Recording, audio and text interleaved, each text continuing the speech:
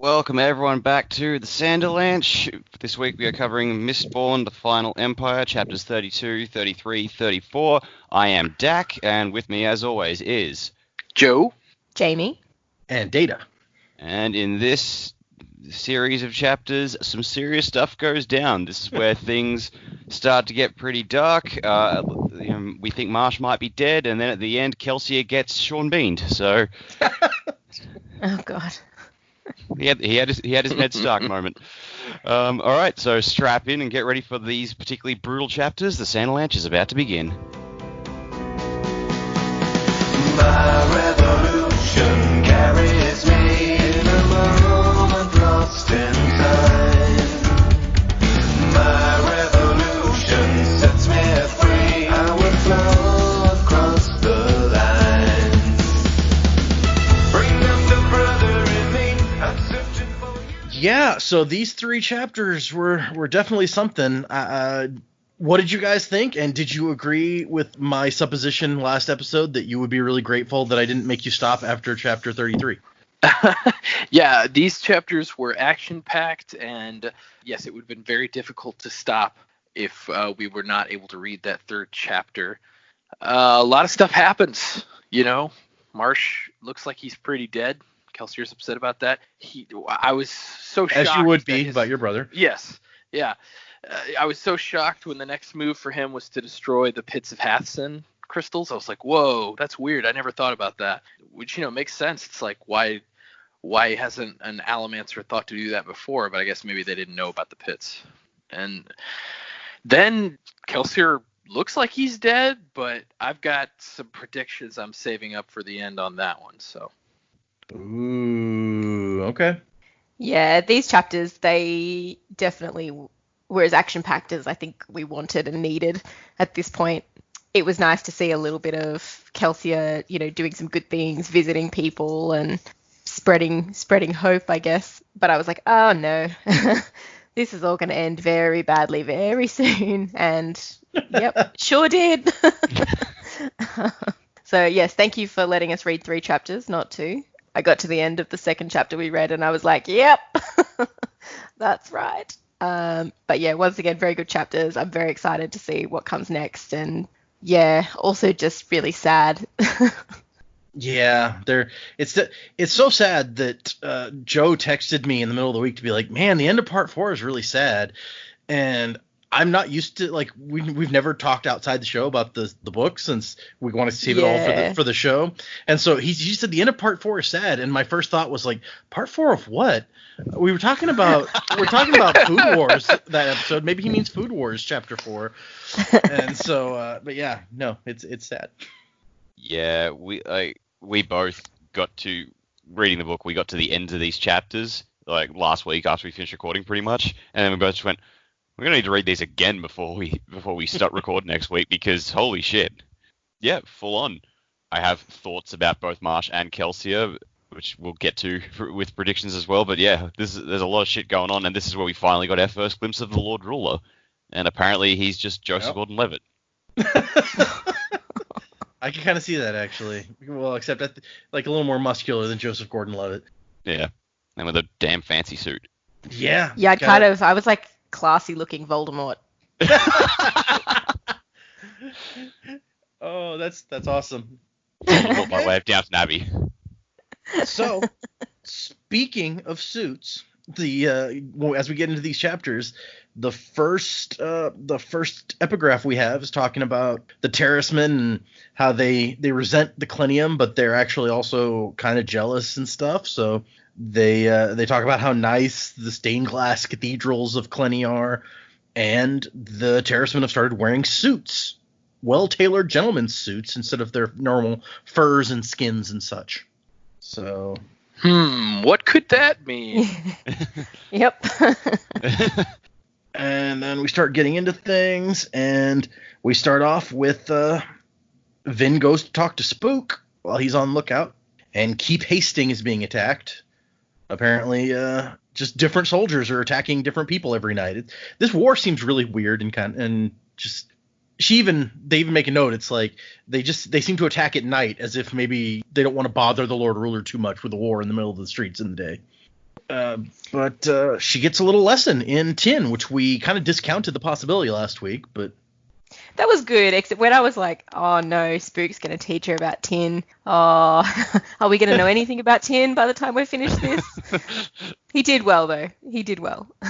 she still had to translate, but Yeah. got there. Thank goodness, but...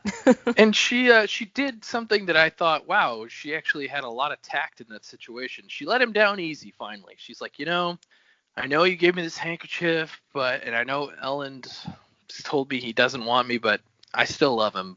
And Spook's like, I understand. It was a nice moment. She's become a much more tactful person, I feel like. He takes it pretty well, yeah, and I'm kind of glad that they addressed this instead of just leaving it hanging. Although, honestly, by the time you get here in the book, I've kind of forgotten that whole little side bit happened, but I'm glad that they kind of wrapped it up a bit. Yeah. Just like two adults actually talk to each other like adults, and like everything went very smoothly. Like, when does that happen in this book? I was just like, oh, that was a really sweet moment. Spook's going to die. This is just what I'm expecting of this book now. They have a nice moment. It's like, gone. Bye. So then Kelsier shows up, and they have a fun little. He's like, man, we gotta find a better way to let people know we're coming on these things, because people are about to fall off every time I show up. Not that he'll have to worry about that anymore. Oh. Oh, too soon.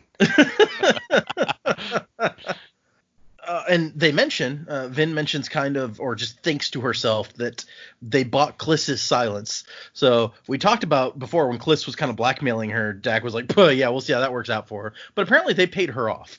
This actually made me a bit angry. I was like, what? Come on, you couldn't do anything other than that? Like, a house war's going on. So, like, if you just make her disappear, even if you don't kill her, if you just kidnap her, it's like not going to look out of place. No one will think it's you. So they had a golden opportunity just to, like, Vin's complaining about the expense. I'm just like, you didn't have to spend anything. That's a really good point. I mean, it's not like Kelsier is scared to bump off some noblemen every now and then. So it makes you wonder why they didn't take her out. They go off because they're going to have another meeting with Marsh, but on the way, Kelsier stops off and sees some ska. And apparently, in the bit that we get with Spook, they're like, oh yeah, they're attacking House Hastings. And then they show up at this place, and the people are like, oh, it's Kelsier, oh my gosh, the survivor, the Lord of the Mists. And he's like, House Hastings, yeah, that is a new one. He's like, House Hastings fell tonight. And he kind of wants them to be happy about this. He's like, you guys won't die being beaten on by the Hastings taskmasters for a while at least. And they're like, but who's going to feed us? Which, yeah, that's important. And he's like, I'll bring some food as much as I can or whatever. And he tells Vin that he visits a couple of these groups a night just to break up the monotony of messing with noblemen.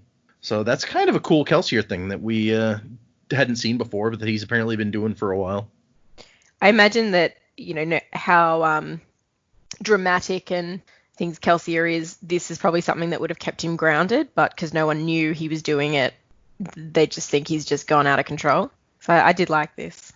Yeah, and I mean, clearly there's, to some degree, it's also building up his reputation with the ska, which is something people have had an issue with. But they've got a new name for him, even a new appellation or whatever. But it's still nice. He's taking food to these people who need food a couple times, a couple different groups of nights. So.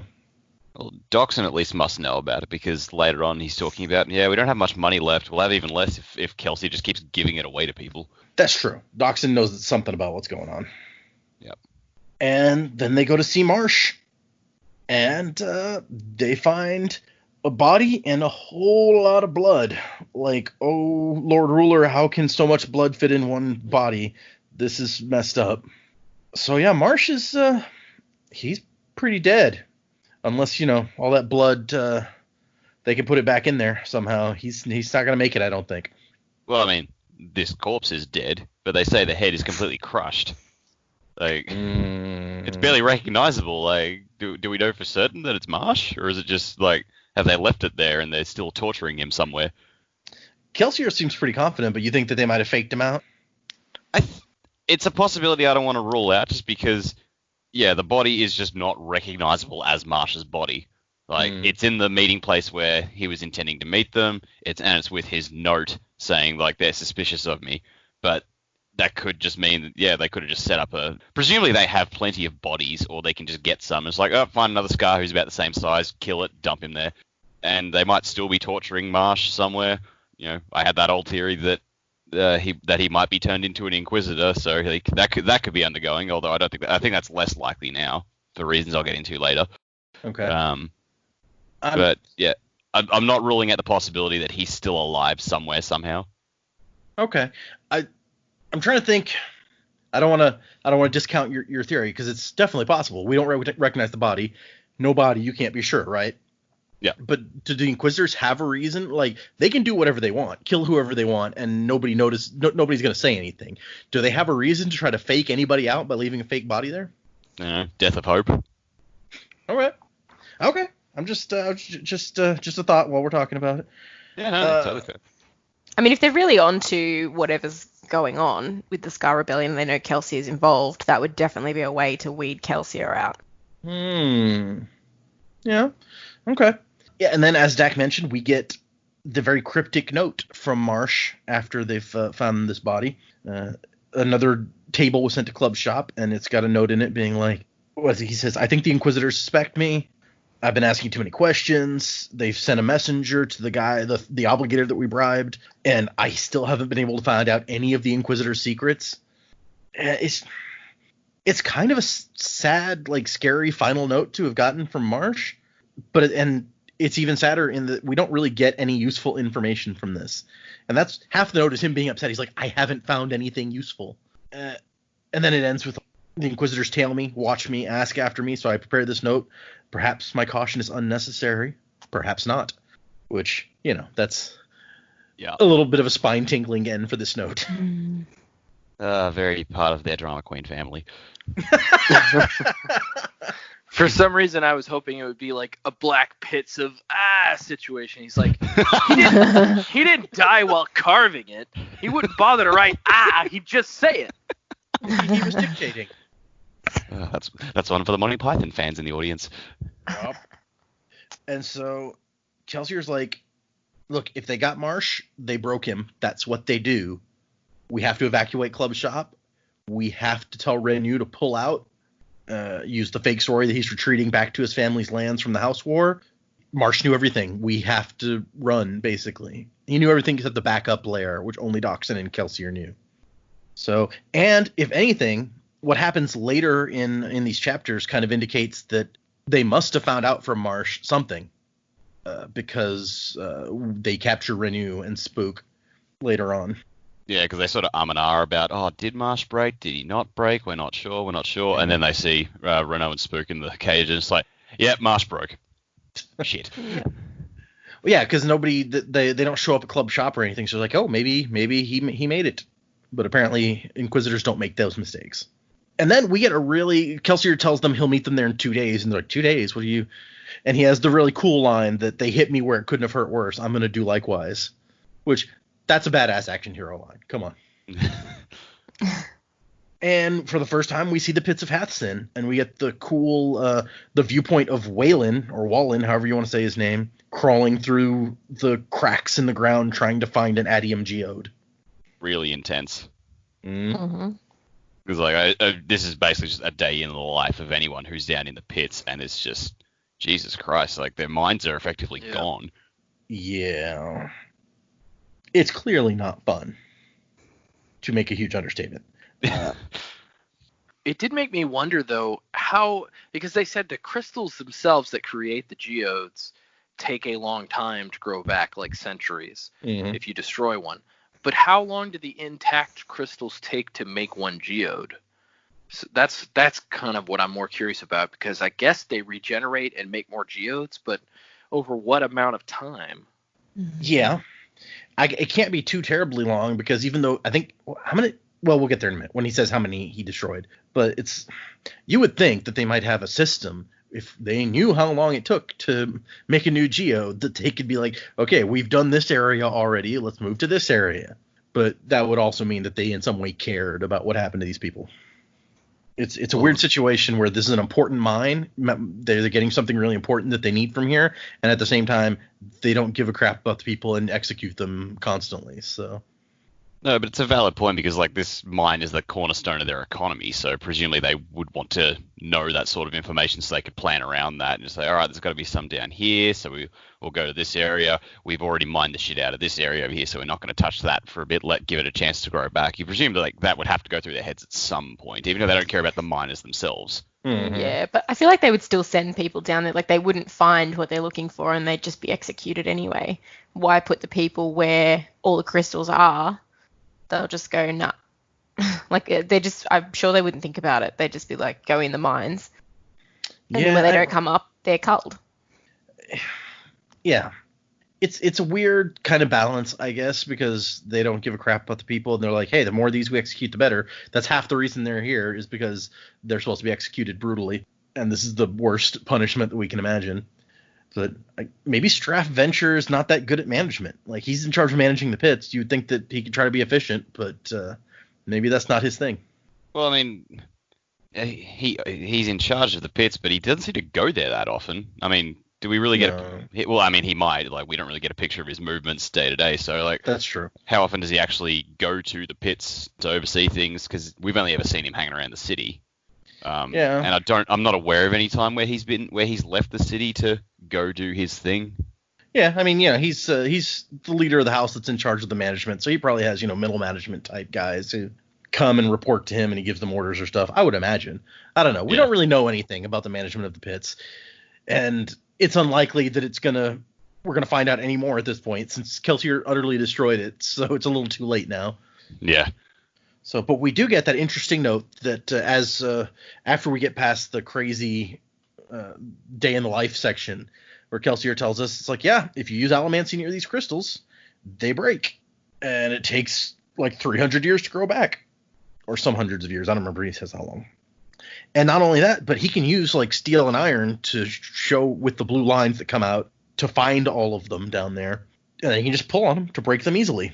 So he goes through here and he just breaks every crystal he can find and completely cripples the adium economy of the Final Empire. So I'm curious. He says like if you use allomancy around the crystals, then they break. Not steel pushing and iron pulling, but any type of allomancy. So if someone was down there and they were a smoker, for instance, which is purely just putting an aura around yourself so that people can't detect allomancy, would that also shatter the crystals? The way he describes it, it seems like yes, but we don't know how well he knows what he's talking about even. So yeah. So it's just like something about, so I guess then like anytime you're burning metals, you're creating some sort of magnetic field around you and these things respond poorly to it, I guess is how that would work. I don't know. I don't know crap about geology in general, so it's like, the crystals grow geodes? Is that how geology works? I don't think that's how regular geology works, but I don't know that for certain, so. Yeah. It's a magic crystals metal geode creating. Yeah, this is a magical metal with that magic can mess up in this way, apparently. And, magic crystals, I mean, we're talking about Final Fantasy again, right? For any listeners just going, man, this guy doesn't know anything about what he's talking about, you are correct. I've got no fucking idea. So, okay. I will say this. The fact that this crystal growth, or this rather the geode growth and these crystals and stuff don't seem like a normal natural occurrence when so much else in this world follows the same natural rules as ours, and that this weird magic can affect them somehow when that doesn't really make a whole lot of sense, it tells you, or it gives you a hint about something about this place. Yeah. There is a reason that makes sense in this world. Is probably the simpler way to put this. Well, yeah, I just assumed, like, oh yeah, probably allomancy puts a field around you that disturbs the crystals somehow. Sure, why not? We'll go with that. And I like his final line of the chapter. Once again, Kelsier being dramatic, is, "You tried to destroy me, Pits of Hathsin. It's time to return the favor."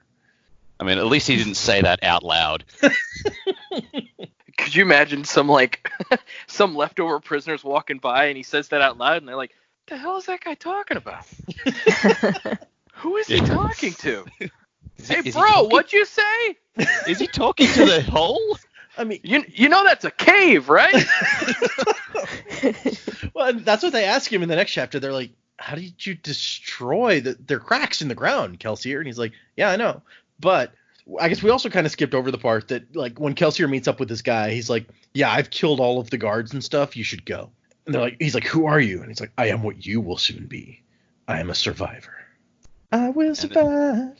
And then in the next book, Waylon turns up and he's got the scars on his arms and like, I am the second coming of Kelsier. Yeah, he's like, I am Spartacus. No, I'm Spartacus. all the survivors with the scars on their arms, it's like, it's me. Yeah, I mean, there's got to be a lot of them now, right? He just let all these guys out. But yeah, just like the image ran through my head. It's like if he'd said that line out loud, it's like I just picture like the end of Shawshank Redemption. He's in the rain, his arms are in the air, and it's like, you're trying to destroy me. That is a good Shawshank moment. Although, okay, to be fair, that movie is like so much of Red doing voiceover and basically talking to himself that it wouldn't surprise me to have Andy like talking to himself at some point, because Red's doing it all the time. Just that he's just quoting him. Let me tell you about my friend Andy Dufresne. Is that his name? Dufresne? I think it is, yeah. Yeah. Although that just makes me think of the Mitch Hedberg joke where he's like, Dufresne. Bush party of 3. Bush search party of 3. You can eat once you find the Dufresnes. Okay, Mitch Hedberg fans out there, you got that one. It's okay. We got blankets and spaghetti. But we're not affiliated with that clown. So, none of this makes any sense to anybody. Go listen to Mitch Hedberg stand up. Great stand up comedian. Dead, but nobody's perfect, right? So, I mean, if Kelsier can be dead, anybody can be dead.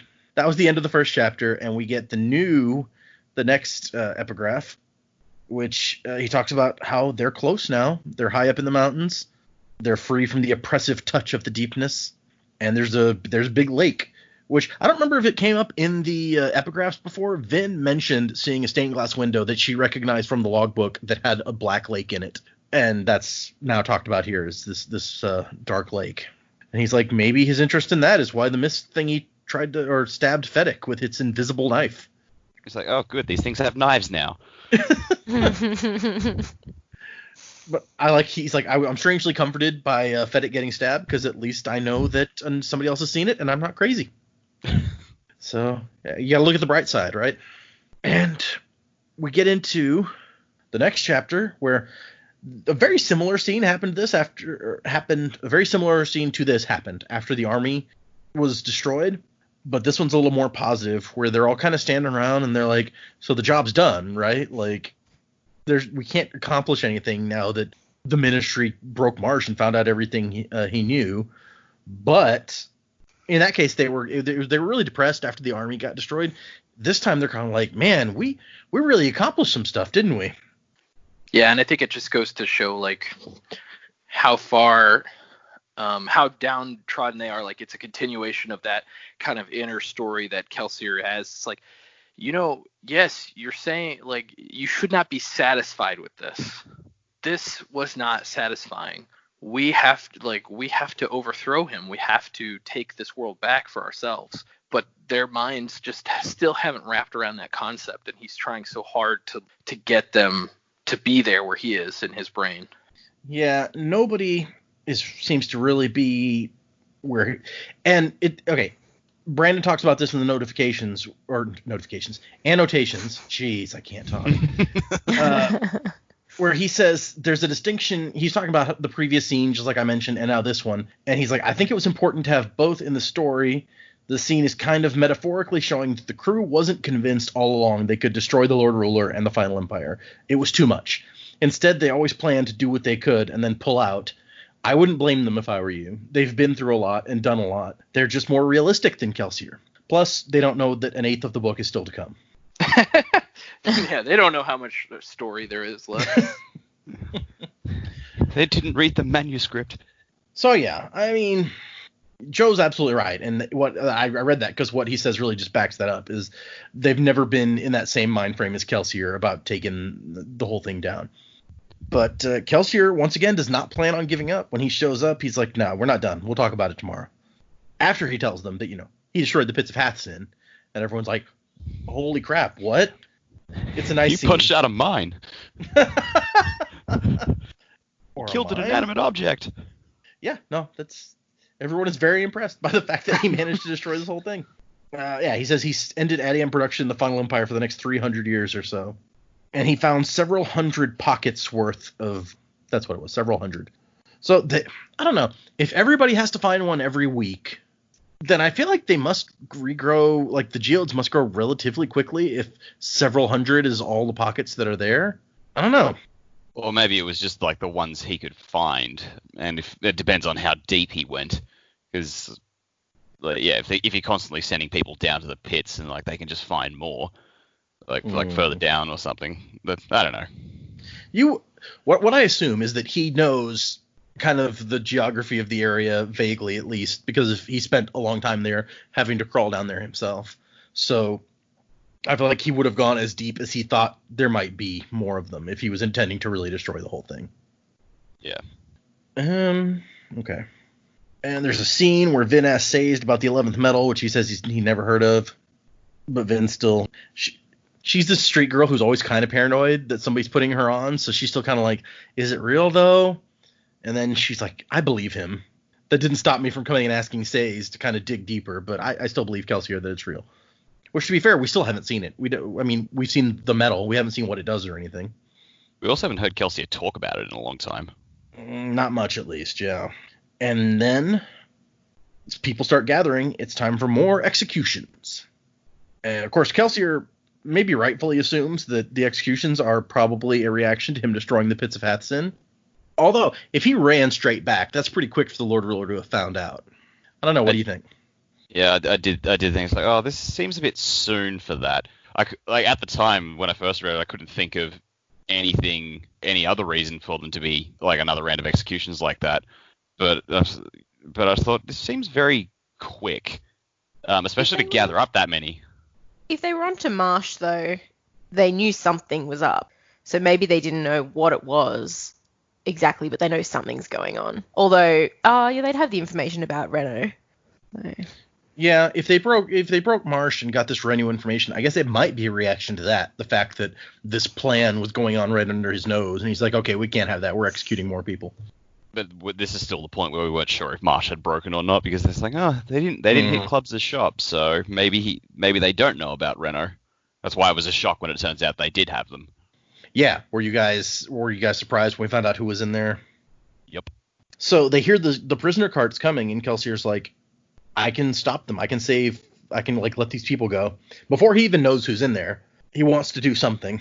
And everyone's trying to stop him. Like, no, that's crazy. And Breeze is the one who points out, he's like, wait a minute. I'm no Tin Eye, but don't some of those prisoners look a bit too well dressed?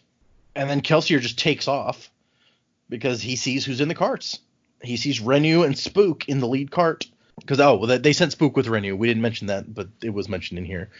That they sent their best Tin Eye to help people look out during the retreat. Makes sense. What does Spook say if he sees somebody coming? He's like, "Wuzzing with the people." Inquisitors with the coming. Apparently, whatever it wasn't enough because they didn't get away. That'd be ironic if they tell that side story later. And it's like, yeah, we might have gotten away if we'd understood what the guy was saying. And I don't know, what do you guys think of Kelsier's determination to go and help, and Vin's determination that no, this is a crazy idea, we should not go? Well, I mean, I kind of thought she was in the right at first. Like, this was another epic battle situation where it's like, no, the one person is not going to make a difference. But then, as the reader and as Vin, we kind of get pushed away from that idea where they basically chastise her, saying, you have to know when enough is enough. It's like these aren't random soldiers that we recruited. Like, these are our friends. We have to do something. Yeah. I was kind of thinking too that, previously there's sort of been the risk of exposing themselves, but quite clearly they're already exposed.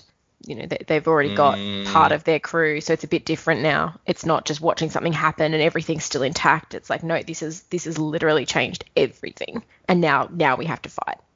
That's a fair point. That's not a concern anymore that they're going to get like other people found out and potentially killed, since everyone's already found out. So in the annotations here, the author says, to be honest, I'm not sure if Vin is right.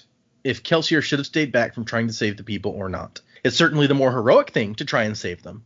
This scene is to show that Vin still has a little bit of her Reen-crafted selfishness left in her. Kelsier is ready to risk everything for his friends. You can debate whether this impulse is foolish, but I think it's noble.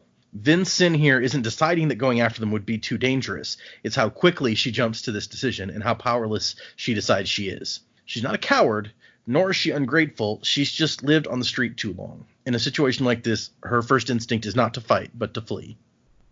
Makes sense. Live to fight another day and all that sort of thing. Yeah, I think it makes sense from Vin's perspective, based on what we've seen. But it's interesting, I think, that even the author is like, you know what? I see both sides of this argument, and despite the fact that, kind of like Joe says, the book kind of comes down seeming, because Kelsier has that whole line to Vin. Maybe, I guess the last thing he says to her is, you still have some things to learn about friendship, Vin. I hope someday you realize what they are. And it makes sense. And like Joe, all the other characters seem to kind of tell Vin, it's like, no, you have to stand up at some point. But even the author's like, you know, she's not wrong, and she has good points here. She's also never had friends.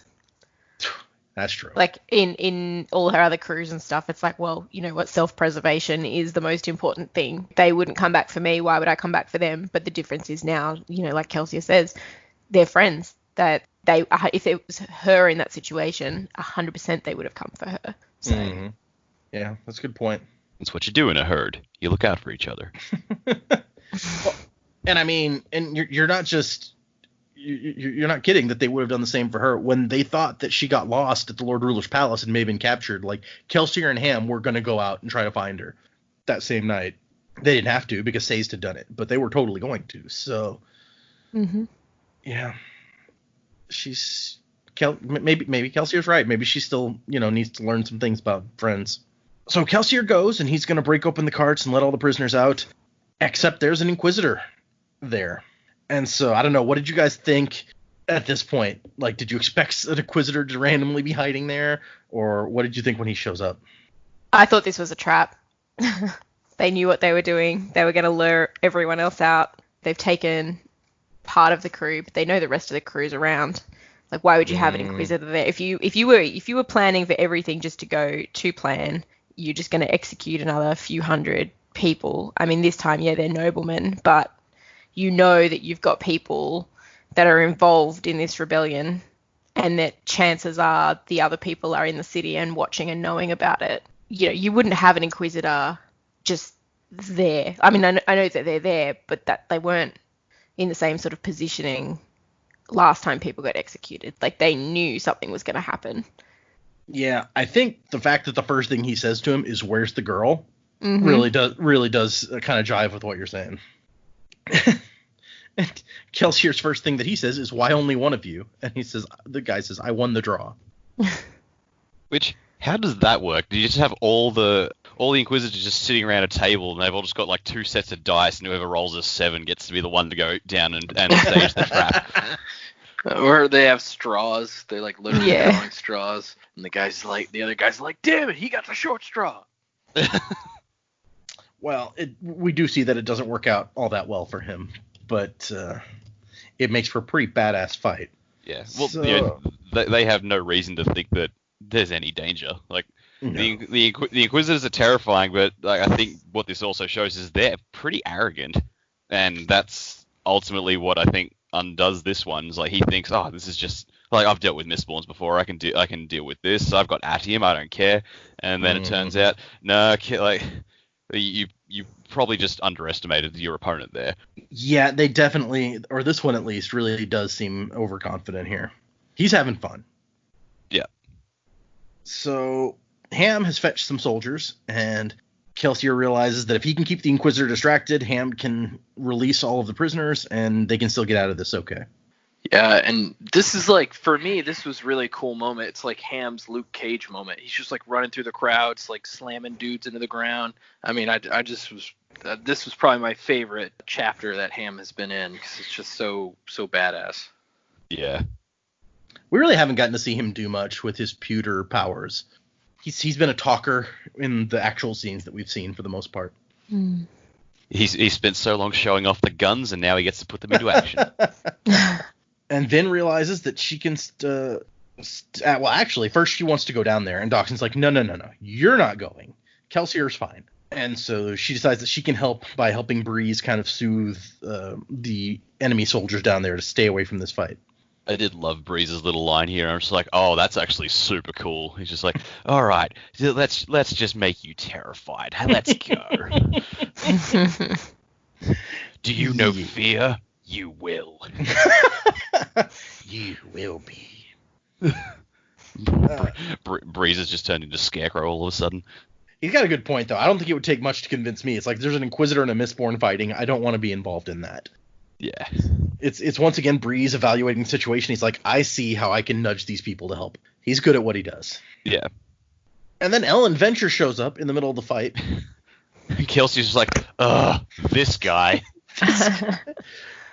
Oh, that was, I don't know why, but I found it so funny where he's just like, a well-dressed nobleman comes in and yelling valet, and Kelsier's like, great. I just like how the only reason Ellen really makes it in okay is because neither side is like, crap, it's a nobleman. Hang on, guys, let's just clear a path. Yeah, he's the heir to House Venture. He's, I guess, clearly a powerful nobleman. Nobody wants to accidentally beat up that guy. That's Ellen's life, though. It's just paved. Everything works out well for him, except for the time when the girl was going to marry him and murder him and stuff. And the fact that his dad is a huge asshole. Okay, so maybe things aren't that great for Ellen. Maybe I'm exaggerating. He's oblivious to it all, though, so having a clear path through the fight, not surprising. Yeah, he really does just still seem oblivious. Like, there's a giant battle going on, an Inquisitor and a Mistborn, and he's like, who told you could raid the Renu caravan? Who ordered this? My father will hear about this. Shaking his fist. Everyone's like, man, your father don't give a shit. No, yeah, anyone who knows Traff Venture knows that he doesn't care. But Kelsier spends the first part of the fight in the first chapter our second chapter, but chapter 33, the part of the fight that's in there, he's trying to keep him distracted, not really engaged in the fight, and that just pisses the Inquisitor off, so he starts, like, cutting down random, like, escaping people. And so he realizes, okay, I'm going to have to actually fight this, and the chapter ends with Kelsier being like, let's do it then. Let's call down the thunder, and now you got it. His brother dead, his wife dead, family, friends, and heroes all dead. You push me to seek revenge, well, you shall have it. I don't know who his family and heroes are that are all dead, but I guess his brother was his family, but... Yeah. I want the Inquisitor to say, like, who are you talking to? Talking to me? He just gets his Russell Crowe on. He's like, brother to a murdered brother, husband to a murdered wife, and I shall take those spikes out of your goddamn face. And so we get a really short epigraph at the beginning of 34, where he's like, I never wanted to be feared. It's the one thing I regret is the fear that I've caused. Fear is the tool of tyrants. And once again, we're just getting to where it's like hammering us with the irony of these statements, where it's like, yeah, that super evil tyrant guy is writing this. Can you believe it? Well, especially this one, because this is where we finally see him doing his tyrant stuff, personally. Yep. It's like, I never wanted to be feared. Oh, look at my suit. How scary is my suit? So most of this chapter is really the fight, and we don't need to go like blow by blow into this fight, but I love this fight. This is an awesome fight. Yeah, this is probably the best action scene so far, I think. I know we said that about the fight with Shan, but I think this one just is something else. Yeah, these are two, like, experts really giving it their all. Like, Vin with Shan was, I have to figure out how to end this quick. And Kelsier and the Inquisitor, they have enough adium to both go all day or whatever, so they're going at it. It ripped the cage off the entire cart and threw it at him. Yup. And then in a crazy slow-mo anime scene, he jumps through the door of the cage and then holds himself in the cage as it's flying through the air and smashing into stuff until it stops. Was so cool. Oh my, that is once again one of those scenes that's like, I want to see that, like, on the screen. Yeah. Yep. Mm-hmm. Oh gosh. And it totally makes sense with the magic system. It's not like this is some crazy stuff that you could never imagine. You're like, oh, he's like in the cage pushing in all directions, so he's keeping himself completely steady in the middle using steel. And it makes complete sense. Yeah, you don't question it at all. Yeah. And it leads to, I know this is a little bit later on, but like I think this was my favorite part where Vin realizes, like, all this time I thought he was just kind of pretty good at all of it, but this is his specialty, the steel pushing and the iron pulling. Like, this is what he is the best at. He's a master of it. Yeah. She appreciates that for, I guess, the first time, like you said, that she's like, and those are the things that he personally taught me. So this is, I really do get to train an expert in this. Dak got what he wanted. He is Magneto. Yeah, pretty much. As he's like creating this hurricane of metal just flying in all directions, and he's throwing himself around so that he's pulling kind of, because you can only pull directly towards yourself and push directly away from yourself. So it's kind of like, I almost said unidirectional, it's bidirectional, it's backwards or forwards. So to get stuff really moving in weird different directions, he has to move also. So he's flying around creating this hurricane of metal just smashing into the Inquisitor. It's pretty amazing. Well, he was doing that, but he was also making the point that the Inquisitor is like pushing away from the stuff that he's pulling towards him, and so he's deflecting it off the Inquisitor's pushes and smacking it back into him. Yep. Badass. And he's not going like force on force with the Inquisitor, like not trying to push back against him as the Inquisitor is pushing towards him. He's like, oh yeah, if you want to push that piece away, I'll let it go until it lands, and then I'll pull it back when you're not paying attention to it anymore. Yeah. It's just, there's some really great moments in here. Yeah. I think it's an amazing level of thought. Sorry, yeah. I was just going to say, like, one of my favorite moments is when he's flying through the air, so he pulls on a soldier to, like, sort of deflect him, and the guy just crashes into him. He looks down, it's like, oh, it's not one of Ham's. And he just goes, oh, sorry, friend, pushes off him. What were you saying, Jamie? Oh, I was just saying, it's an amazing level of thought that has to go into the fight. I love that about these powers, is that he's constantly thinking about, okay, how is this going to work? What can I use here? And even without Adium being able to sort of sort through the movements that are happening and go, well, that's going to go there, I'll use that. It's pretty impressive to watch him do that. Yeah, it reminds me of Kvoth, like splitting his mind to do different things at the same time. It had that same kind of sort of feel to me. It's like he's splitting his attention in so many different ways, but still has complete control over what he's doing. That's a really good point, yeah. Because he really has to be thinking in a million different directions to keep.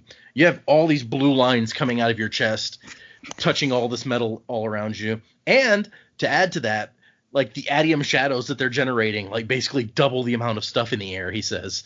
So it's a lot to track. And it's really kind of the first real example we get of the depth of, like, kind of like Jamie said, how much you can think about allomancy, because we've talked about how some of the other ones, like, you guys didn't think there's much really to tin. It's like, you know, either your senses are enhanced or they're not enhanced or whatever. But this just shows you that you can be as simple as pushing a coin at somebody, like you shoot some coins at somebody or you pull them towards yourself. But there's layers and depth to the deeper you can think about it, the more nuanced you can get with how you're using these powers, the more there is to them. Some of them, at least. Tin might still be kind of... Although Spook had a couple interesting things to say about Tin. Yeah. It's kind of being presented with all that information for Tin and how to filter through it. I think that's really where that level comes into it. Yeah, and I don't know if you guys had really thought about that before, but I can imagine that it really is tough when you're getting, as he says, it's like so much of everything at once. You have to try to pay attention to some of it. One line in here I like is where the Inquisitor is coming right at him, and he goes, Kelsier thinks, head-on collision. Bad idea for the guy without spikes in his head. Yeah. Well, you're not wrong. Well, yeah, exactly. That's right before he pulls on the guy that Dak mentioned, where he's like, sorry, friend. It's interesting that he also talks about, like, at one point he watches Ham and his guys just trying to get the crowd free. And he's just like, oh, yeah, like, there's no subtlety to what Ham does. He's just, like, blitzing through. Like, he's doing the Luke Cage thing and just tossing people aside. But, like, we've spoken to Ham, and we know that that's not what Ham is doing. Ham's like, no, you got to know where to step and the right angle to come at things. So it's just like, I don't know, that just sort of struck me a bit when he was watching Ham and thinking, oh, yeah, that's all very simple. Like, no, it's actually not, dude. Yeah, I don't know if Kelsier's ever appreciated Ham subtlety with pewter. Because, I mean, when Vin says she wants to go learn with Ham, he's like, why? I already taught you how to burn pewter. Yeah. So he may never have given Ham the respect he deserves in that vein. Yeah. Let's see. I like Renu gets an axe to the back. So that was always that's unfortunate for that guy. And then the Inquisitor's just like looks at Ellen next to him. It's like, do I need to kill this one? Probably. Yeah, all the other soldiers and stuff, they don't want to attack an important nobleman, but the Inquisitor does not care. What are they going to do? Destroy the Inquisitor's house? Good luck. Yeah. What are you gonna do? Cut my head off? Oh wait. And I like this moment with Kelsier where he sees this and he thinks she loves him and decides that he has to save Elend, which I think that's a big move for Kelsier. Yeah. Like, saving a nobleman, it shows how much he cares about Vin, I guess. Like, yeah, it's just like, it's what my friend would want. And then he has to tell Elend, like, okay, dude, she is not here. Go away. It's like, do you see what's going on here? I know you're kind of oblivious, but come on, bro. Get out of the way, man. And then that's when the bodyguard shows up and drags him away, and it's like, where the hell have you been? Elend's bodyguard's done a tough job today. Yeah, I just see Elend as like a sad retriever, and they're like, "Go on, get. We don't want you here anymore." And Elend's like, "What?" And they're like, "Go on." He's like a lost puppy. Elend, yeah, I can see that actually. Kelsier thinks, I can't believe I just saved nobleman. You'd better appreciate this girl. I also like that he's thinking that, like, this paragraph is Kelsier thought that struggling to choke the Inquisitor. So while he's choking the Inquisitor, he's like, man, that girl better appreciate this. Kelsier caught the conjurer's eyes and nodded slightly, and Renu dropped to the ground with a sigh, axe in his back. So, is he dead? That goes into my predictions at the end. Okay. The short answer is I don't think so. Okay. Yeah, I agree. And then they've finally gotten rid of all the prisoners, and Ham is going to take off. And it looks like Kelsier might run too, but the Inquisitor's like, Survivor, you promised me a fight. Must I kill more, Ska? And Kelsier's like, I never said we were done. Then it cuts to Vin and Dachshund, and then Vin is like, I thought I saw Elend. And he's like, here, that sounds a bit ridiculous, don't you think? Yeah, because it is. Yeah, it is. And Dachshund says, like, Vin's like, it looks like Renu has an axe in his back. And Dachshund's like, that may or may not be fatal for him. I don't know a lot about Contra.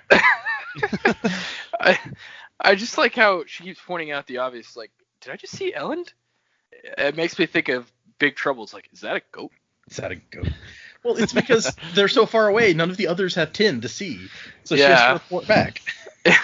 I think he's got an axe in his back. Yep, that's an axe, all right. Are you sure? It could be a mace.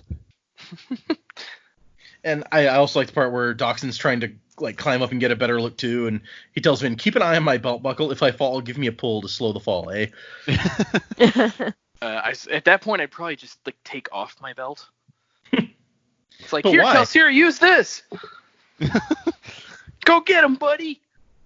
He has enough metal out there. There's weapons and breastplates and bars from the cage and everything. But yeah, this is where, as we talked about earlier, Vin is like, oh, this is his specialty. He's an expert at iron and steel. And Kelsier's kind of hurricane of metal here is finally what sort of starts beating up the Inquisitor a little bit. Like, he's getting hit by random pieces of metal that there's too much coming at once for him to avoid. And Kelsier's yelling at him like, were you the one that killed Marsh? And I love the fact that he hits him with, is it a rock? He, like, bashes him with a rock. Cobblestone. And the spikes in the back of his head get stuck to the piece of wood and jam him there. It's amazing. That was incredible.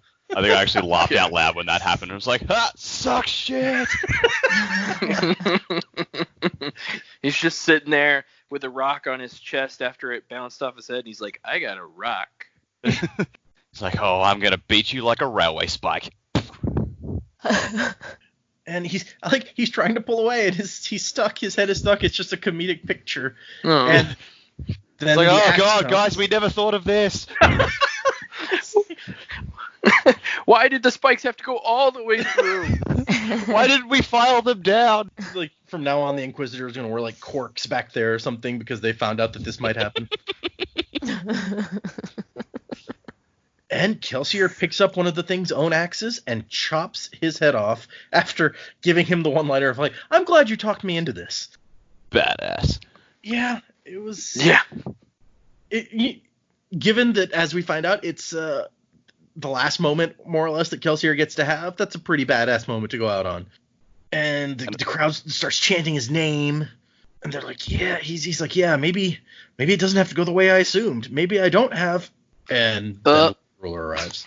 Then, the Imperial March song starts. Bam, bam, bam, bam, bam, bam, bam, bam. And I just get the feeling, it's like, was Lord Ruler just watching to see what would happen? He's like, ugh, okay, guys, we lost Jeff. I'm going to have to go in myself.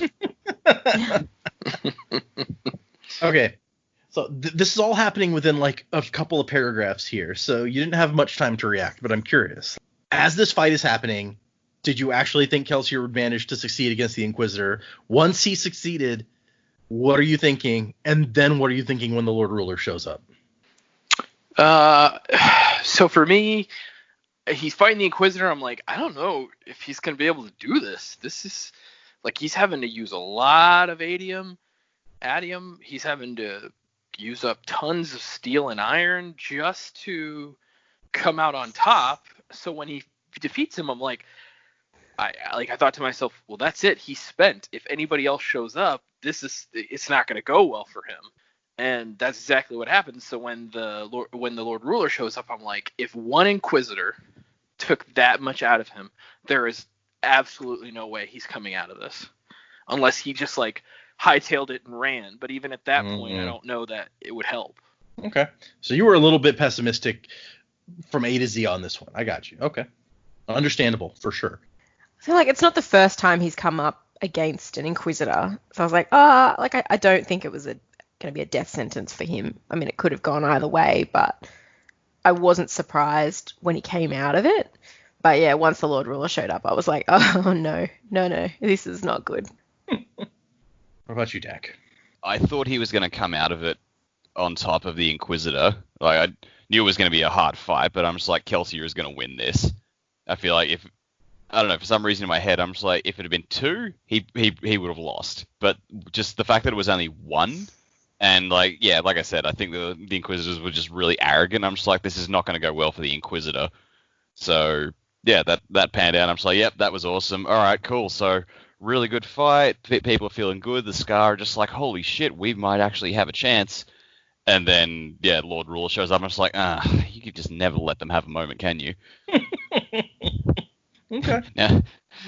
Whether I'm talking about Sanderson or the Lord Ruler, applies equally, I guess. Yeah. 6 of one, half a dozen of the other. Okay, yeah. Yeah, but yeah, once the Lord Ruler shows up, I'm just like, all right, either Kelsier is going to get the shit kicked out of him, or he's going to run. And kind of shocking for everyone, especially Vin, he does not run. So we finally, after this entire book almost has gone by, we're 88% of the way through this book right now when the Lord Ruler shows up. 12% of the book left, and finally we see this guy's face. This is Jaws. The Lord Ruler's Jaws in this story. You hear about him, you see the effects, but you don't really encounter him until the end.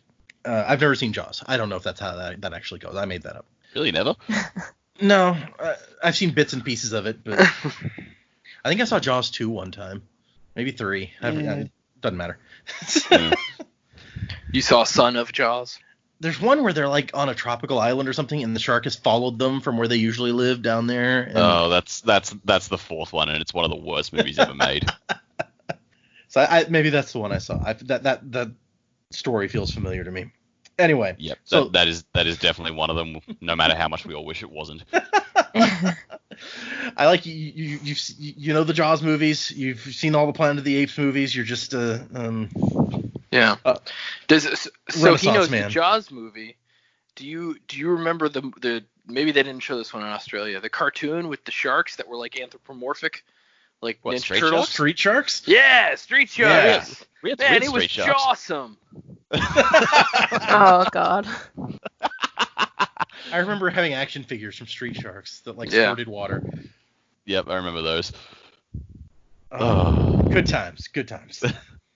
So the Lord Ruler, wearing a black and white nobleman's suit, or somewhat like a nobleman's suit, but far more exaggerated, with like a trench coat. It goes all the way down to his feet, trails behind him as he walks.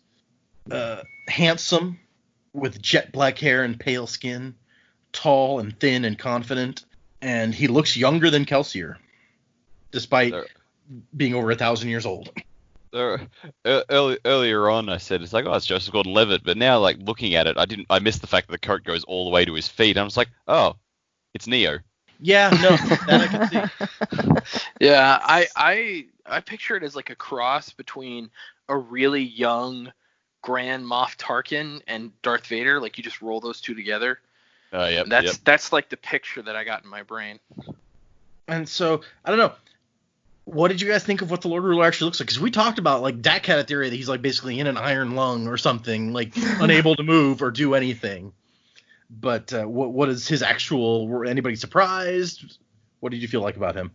His youth must come from those facials he gets every 3 days. Oh, man. The immortality spa. The Lazarus pit, as it were. You know, I'm kind of I think Dak's theory could still hold water, right? Because we've seen Kelsier kind of manipulate somebody with allomancy. So maybe the Lord Ruler is just so good at it that he actually has a proxy body he uses for like all of his out and about traveling and doings. Interesting. Possible. I mean, yeah, if he's just got someone who's just like a mindless person and he's just like soothing their emotions from afar in some way to actually turn him into a person puppet. Right. It's like a thrall he uses. And that would go a long way to explaining why, you know, physical damage doesn't hurt them, because if he's controlling them from afar, it's like, it's a spear, walk it off. I don't know. Even if it's a body you're controlling from afar, if you get a spear like through the heart or something, it's going to stop going. Of course, we don't know that it got anywhere close to there, but... Yeah, true. So, well, speaking of the spear, one of Ham's thugs shows up out of the crowd and screams, "For my wife," and then jabs a spear through the Lord Ruler's chest. And the Lord Ruler doesn't even notice. He just keeps walking. So, dude grabs a spear from one of his friends and shoves it through the Lord Ruler's back. And the Lord Ruler continues to not notice. I love that. It's like, oh, well, the first time didn't do anything. Maybe I try again. Yeah, well, I mean, at that point, you got to do something. You're like, okay, I'm here. I'm probably not going to live through this after the first one. I may as well. Because he doesn't, the Inquisitors show up and chop him into pieces. Yeah, just turn around. There's an Inquisitor standing there grinning. He's like, hey. He's like, oh, crap. I like it describes like the rebel and his friends started to scream under the Inquisitor's axe, and the Inquisitor stood above the corpses for a moment, hacking gleefully, because that's the Inquisitors. They love it. The Inquisitor's just like, what a lovely day. What a lovely day. But the Lord Ruler gets in here, and he seems more annoyed than anything, quite honestly. Like, he looks over at the Inquisitor, and he's like, those are very hard to replace. And then he looks back at Kelsier, and he's like, I killed you once. And Kelsier gets his very, like, even for Kelsier, this is a little bit dramatic, where he's like, you tried, but you can't kill me, Lord Tyrant. I represent the thing you have never been able to kill, no matter how hard you try. I am hope. Bum, bum, bum. And the Lord Ruler's like, whatever, dude. Yeah. Yeah, it's just, backhands him. he snorted in disdain and then raised a casual arm and backhanded Kelsier so hard that you could hear the crack through the whole square. And when we get to the end of the chapter in like another page and Vin comes up, there's almost nothing left of the left side of his face, is how hard the Lord Ruler hit him. Well, I mean, he's got all those rings on. If any of them are sharp, that's probably just ripped all the skin away. Fair point. He does have a lot of rings. That's Just the sheer power that he holds. It's terrifying. No one stands a chance. And then, of course, just because it's the only way to be sure, he takes a spear out of his own body and slams it down through Kelsier's chest and says, let the executions begin. And the Inquisitors just go to town and start chopping people up as the Lord Ruler leaves. And Vin runs down and is like, no, Kelsier, no. You said you couldn't be killed. I don't know that he ever said that. Well, I guess just to the Lord Ruler, he said, I'm the thing that you can't kill. Maybe that's what she's talking about. But Ham comes and gets her, and he's like, we have to go. This is not where you want to be right now. And the chapter and part 4 end with Reen's voice in her head saying, see, I told you he would leave you. I warned you. I promised you. Oh, this asshole. So yeah, that's the end of part 4. We have part 5 left, which is we have 4 chapters and the epigraph left, and we're at 89% of the book. So any thoughts about these chapters before we kind of move on? I mean, it was depressing, right? I felt depressed at the end. I was like, oh, boy, jeez. I feel like it was a little uplifting also, but yeah, no, I won't fight you on that. I was surprised, honestly. I didn't think this would be the moment where the hero died, air quotes. Like, how do you mean? Did you thought it'd be later in the book, or you thought there like something else would happen? Well, for one, I thought Kelsier was going to make it out of this book still alive, but I've got stuff to talk about at the end regarding that. But I was expecting it to, be like if any of them were to die, like any of the main characters were to die as such, it wouldn't be in the middle of some random ass street. I assumed that this was not the moment for any of them to die. I assumed that would come later, and I was wrong. Okay. What about you, Jamie? Any thoughts on the chapters? I think maybe Kelsier knew what was going to happen. Maybe not that it would be this day or anything like that, but I think he always knew that the second he does face the Lord Ruler, he's toast. Yeah, but he is Hope, and Hope can't be killed, so... Okay. Maybe, yeah, the stories that Sage was telling him, long after their leaders were destroyed, they lived on, so maybe this is the push to actually make the rebellion succeed. Now they've got something else to fight for. With like the crew, you think that they'll take this as like an impetus to do that, or do you mean like more generally with the people? Oh, the crew, the Scar. There's a lot of Scar who loved him. He was helping many people in the background, and maybe this is what they need to stand up and fight. Okay. And he has shown them that the Inquisitors can be killed. If nothing else, now they know that. True. Mm-hmm. That is absolutely true. Okay, well, I guess that can send us right into predicaments. I just added an A in there. I'm just keep changing the word as we go. It's going to turn into a whole... No, it's the predicament section, and predicaments. We touched on this briefly when we went into predicaments last time, but I actually did that specifically because I wanted to get you guys' reaction before these chapters and now after these chapters. Now that we've seen this, how do you think this book is going to end? Are we gonna come back from this and be successful somehow, or is this the beginning of like this is going to be an Empire Strikes Back kind of ending, and we're going to have to like everybody's going to wind down and have to hide and so they can regroup and come back later, or like what do you think is going to happen?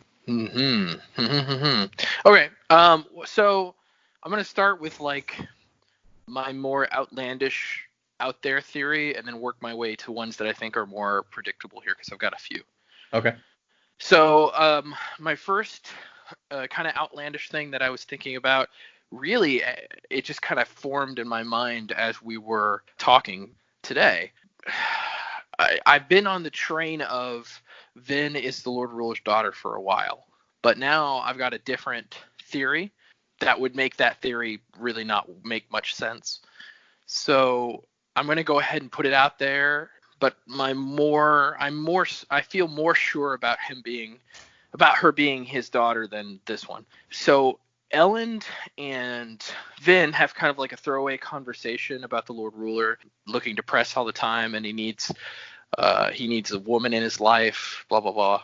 So my theory is somehow the Lord Ruler actually created Vin to be his bride. And like again, that's why her mom calls her a queen, puts an earring in her ear, like and she's a Mistborn because he created her somehow, and he did that in order to have an eternal bride that he would have with him to be his queen. That's kind of my outlandish theory, just because it would seem kind of a funny conversation for Elend and her to have, and then somehow it ends up she ends up finding out that she was meant to be the woman in his life or whatever. So okay, if that's the case, I want to. Did he lose her at some point, or is she exactly where he wants her to be? Yeah, that's a good point. I think because, and maybe he doesn't share his plans with the Inquisitors, but I think because the Inquisitor doesn't know who she is and doesn't know who her, like he's asking, who is her father? So he has an inkling that is her, but that they must have lost her at some point when Reen took her from her mother. They must have somehow lost track of her. And also like that, even outside of like piercing a smoke bubble, maybe that's why the Inquisitors can track her. And I mean, that would work whether she's his daughter or his bride to be. It's like they have some kind of way to track her because he created her. So that's kind of how I'm feeling on that one. Okay, interesting. All right, so the next thing is really about the death of Kelsier in this chapter. So I think all three of us may be having an inkling of the same kind of thing, but this is how it plays out in my mind. So I have two different theories about his death. One, the first one is more outlandish, and I'm hoping is not actually what happened. The first theory, and they're very similar. So the first one is, there's the moment where he looks at the Kandra Renault and nods his head, and then Renault slumps over. To me, that's a clear indication in the book that Renault is not actually dead, or at least the Kandra is not actually dead. He's taking a cue from Kelsier to appear as if he's dead. So, okay, my first theory on that is Kelsier was killed by the Lord Ruler here in this chapter, but the Kandra is not dead, and it's going to use his bones to reanimate itself into Kelsier to make it seem to the rebellion that Kelsier is still alive while he is actually dead. I had exactly the same thought. Yeah, he's going to walk around impersonating Kelsier, and that will give the people hope because they're like, even the Lord Ruler can't kill him. See, he was right. He told the Lord Ruler that he can't be killed. That he is, that the Lord Ruler can't kill him. He is hope. He is the savior of the rebellion. That is the theory that I formed that I hope is incorrect.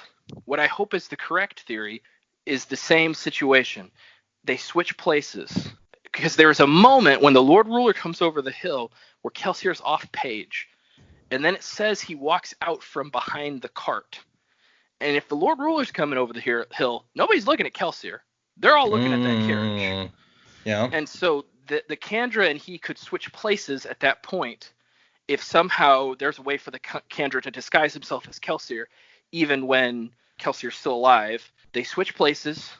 The Kandra walks up to the Lord Ruler because Kelsier makes no allomantic measure of any kind when he's in front of the Lord Ruler talking to him. Yeah, I was about to ask that if anybody remembers him using allomancy after the Lord Ruler shows up. No, he doesn't push anything. He doesn't pull anything. He doesn't, besides being able to withstand the Lord Ruler's soothing, he doesn't do anything allomantic of any kind.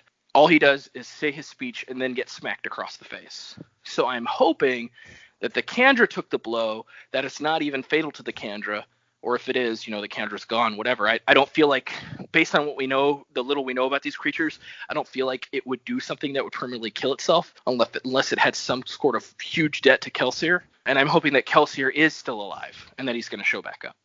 So that's the theory I'm hoping is the correct one. Okay, so I'm curious now. Do you prefer that theory just because Kelsier living, you want to see Kelsier alive, or do you think like story wise that's a better way to go? I'm just both. I think it's because what do we know about Kelsier? He's a master thief. It's a very Ocean's 11 misdirection kind of thing. It's like you think I'm dead. I'm not. I'm still alive. I'm still going to be working to stop you. But it gets the Lord Ruler off Kelsier's back. The Lord Ruler now thinks, I finished him with my own hand. He's done. He's dead. I'm moving on. So I'm hoping, that's the case. And I think it's a better story way to go, especially because we haven't really seen, like, besides Kelsier breaking into people's houses, killing and stealing, we haven't seen, like, a cool twist thief move, really, in the book, I feel like. So this would be a really great place for that to be. And, like, the end of the book could be, like, somebody finding out Kelsier's alive and looking to Vin and being like, he's alive. he wants you to meet him at this location, something like that. He wants you to meet him. Or it's like, or walking into a room and they're like, I think you'll recognize our guest, and something like that. So I'm thinking that maybe how the book ends, people find out that his crew finds out that he's alive, and they're gonna regroup. That's what I'm hoping, but I don't know. I feel like it would also be a good part for Kelsier to die here, especially after he's like, well, maybe I don't have to. Oh wait. So. That would fit with that sentence at least, yeah. So, okay. One thing that might or might not be relevant to that, but it occurred to me while you were giving out your theories that might have some effect on that. Way back at the beginning, when we're talking about, we're initially making the plan for how we're going to do this entire book, basically. And there, we find out that Doxson cannot go to parties with the nobleman because he was made not long ago. And someone's like, well, we'll just send, like, Lord Renew. And Kelsier says, no, he cannot go to these parties. And they're like, well, why not? Does he not look like Lord Renew? And he's like, no, he looks exactly like Lord Renew, actually. We just can't let him get near an Inquisitor. And that's when Breeze is like, oh, one of those. So Kelsier at least thinks that an Inquisitor, maybe not the Lord Ruler, but an Inquisitor would have been able to recognize Lord Renew for what he was. Yeah, so I don't know. That's a very good thought. I didn't put that together. I guess my hope would be then that the Lord Ruler feels like all creatures are so beneath him that to him it's just like it's just another living thing. Yeah. Well, he doesn't have spikes through his eyes or anything, so maybe he doesn't have the same thing. Right. Well, it's funny you should bring that up because that ties into my thought, but we'll get to that. I just wanted to make a note of that. Okay, Joe, are you done with your predictions? Should we move on to Dak? Yeah, I've got it all out off my chest. I feel good. Okay. And I kind of said what I hope the ending of the book is like. So. Yeah, no, you touched on that, which I appreciate since I asked for that. So good. Dak, take it away. All right. So as far as I think how the book is going to end, I am still convinced that they will win somehow. I'm still not entirely certain how. Okay. But so I'm going to preface. I hadn't considered either of Joe's theories that Renault would pull the bait and switch like that, but those are good, and I hope they are more likely than what my theory about what's going down is. So my theory hinges on the fact that Kelsier is dead, and it comes based off the line that the Lord Ruler looks at the dead Inquisitor and says, those are really hard to replace. Uh-oh. And so my thought is, like, I had the theory that maybe Marsh was being turned into an Inquisitor, and now I'm starting to think maybe I had the wrong brother. Ooh. So I don't know. It depends on how it works. Like if a Kandra can or cannot use allomancy of a body that they're possessing or whatever. But my thought was like they'll take Kelsier's body and sort of reanimate him. Maybe use a Kandra to bring him back, and then he would become an Inquisitor, and maybe Chandelaria will be one as well. And that's how the Lord Ruler brings back. Oh wow, yeah, that's dark. He reanimates dead Mistborn. Yeah, that's hella dark. Yeah. But I think that actually might be the core of how the Inquisitors are created and why no one is entirely certain what they are, but everyone seems to think they're not human. Because I mean, like you were saying, when the Lord Ruler got speared, and we were talking about, if a body stops working, then you're still screwed. They cut the head off the Inquisitor, and that stopped it moving because like a body can't really do much without a head. Sure. Mm-hmm. But yeah, Kelsier's body was intact enough; it could still be turned into it, and this could be why they were saying, like he was saying, Renault can't get close to an Inquisitor because if the Inquisitors are all Kandras, then maybe they can tell what else is a Kandra. So. Yeah, no, that would fit. Yeah, but yeah, so I think that is a possibility. I hadn't considered Joe's thought. I was like, now that he said it, I'm just like, I really hope that's what happens, because mine is super dark, but yeah, and somebody taking over Kelsier's body and ghosting around, that's not dark at all. Yeah.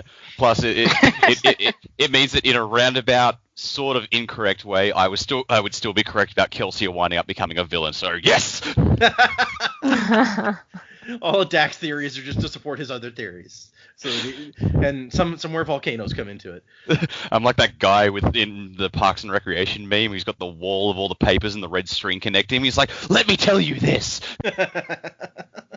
Okay, I like yours. Yours definitely went dark and like scary. Like there's gonna be zombies and stuff. I like it. Yeah. Okay, Jamie, what do you have? Yeah, so with Joe's first comments about Kelsier dying and then maybe being reanimated by the Kandra, I had exactly the same thought. But I love your second thought about that it's actually Kelsier who's alive. I think that's brilliant. I thought the nod between Kelsier and Reno, that's one of the things that made me think Kelsier knew this was coming. Like, he may not have known it was coming today, but this is the way it was always meant to go. It's like that nod. It's like, okay, implement whatever's coming next. We have a plan.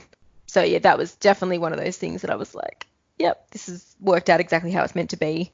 In terms of what's coming in the book, I don't think that they will defeat the Lord Ruler in this book. I mean, we don't have a lot of time left, and I think I would feel a little bit cheated if, they've gone through this. We've just had this massive display of the Lord Ruler's power to then overthrow him in the next couple of chapters. Just feels like a total waste.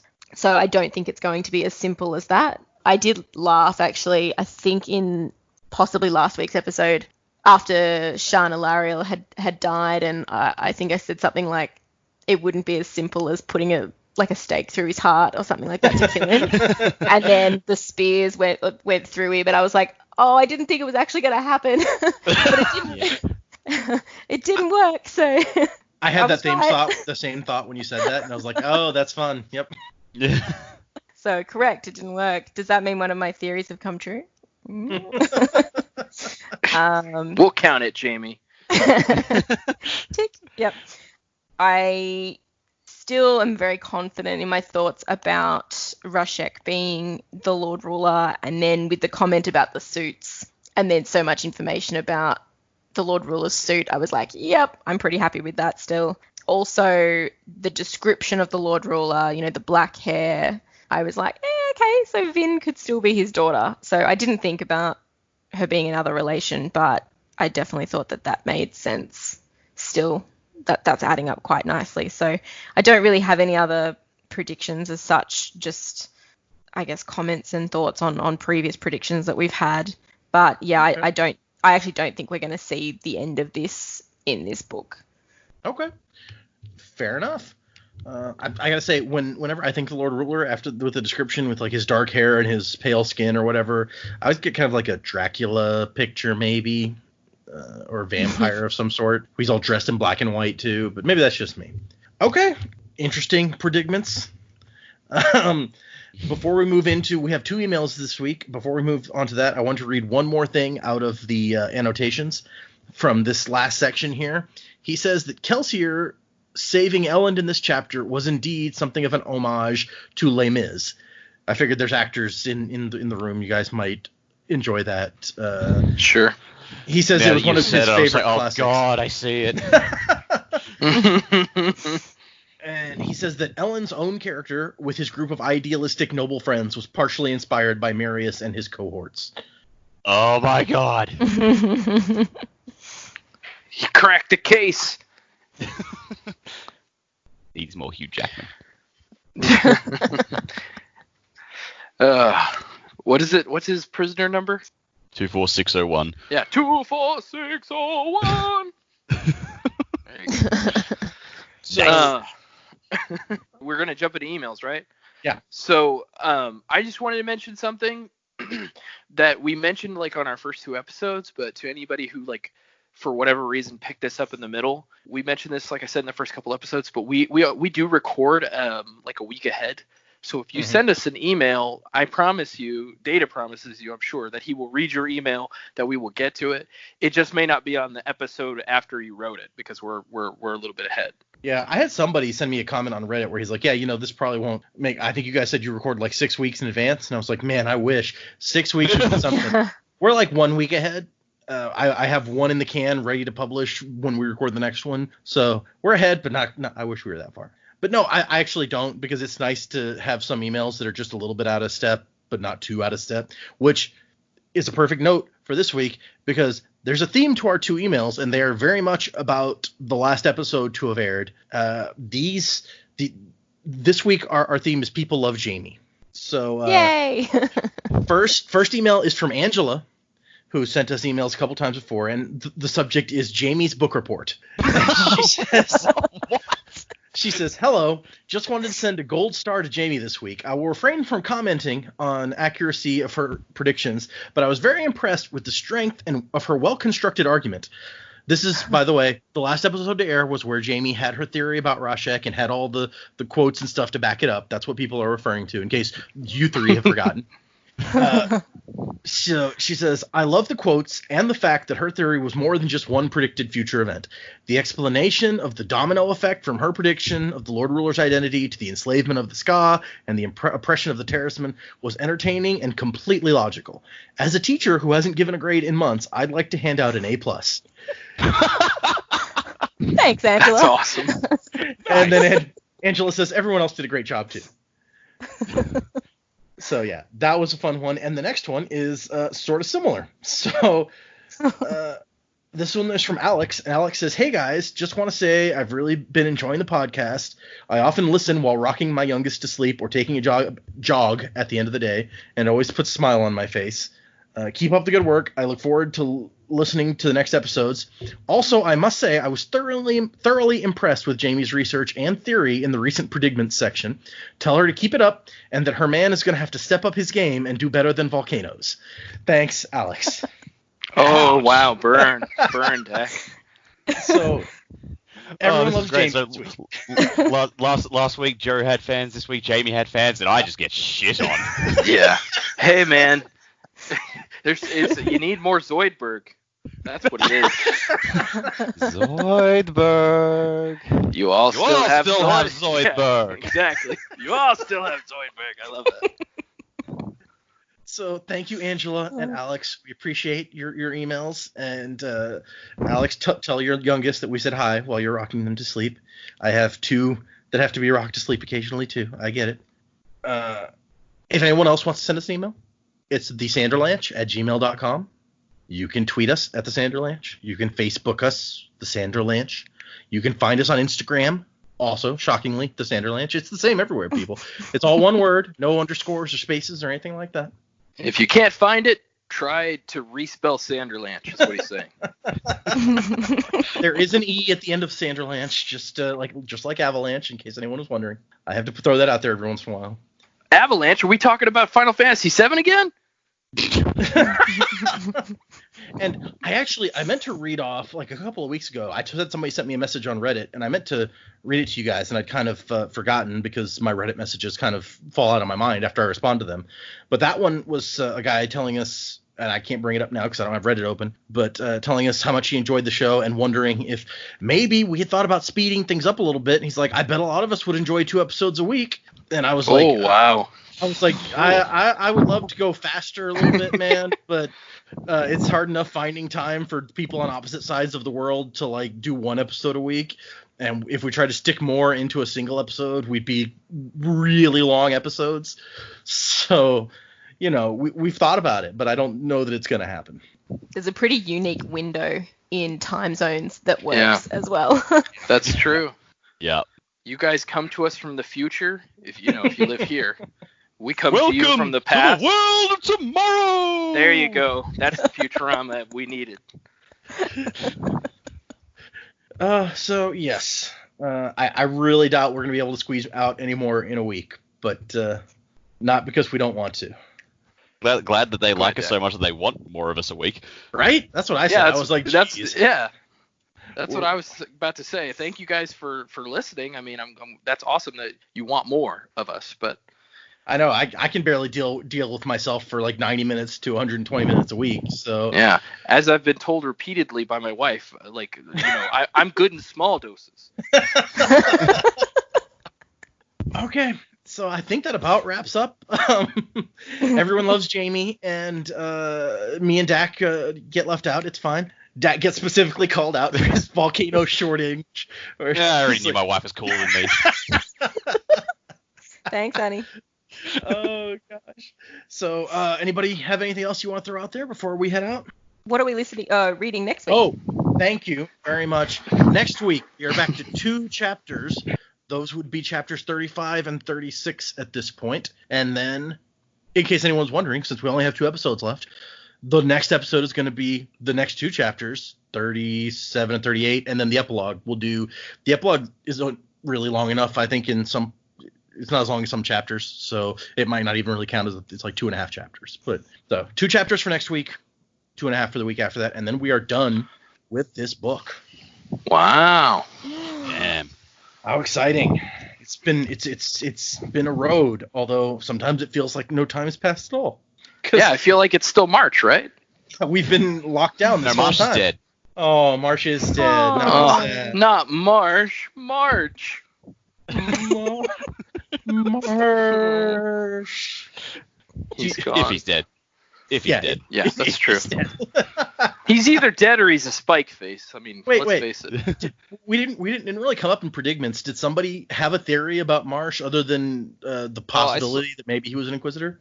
I sort of brought up when we found his body, and I was like, oh, he might be dead, but like the body is unrecognizable. It might just be a decoy body, and he could still be. He still So could they be might have being captured tortured somewhere, or he's just in a cell, or I don't know. I'm not sure if he's dead. He could be, he may not be, I don't know.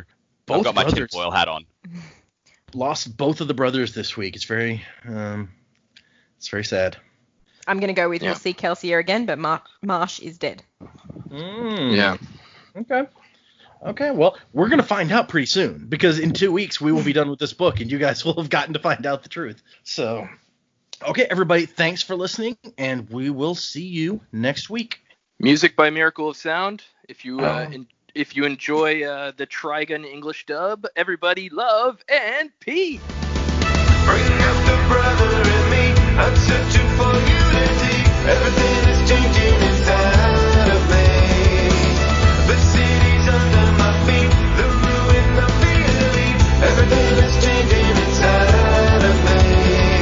Révolution dans les roues. Je vois le chaos en dessus.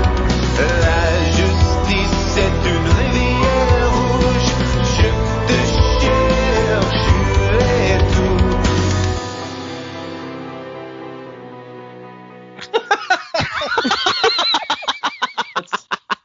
Is it different in Japanese? Does he not say love and peace? I just assume. Okay.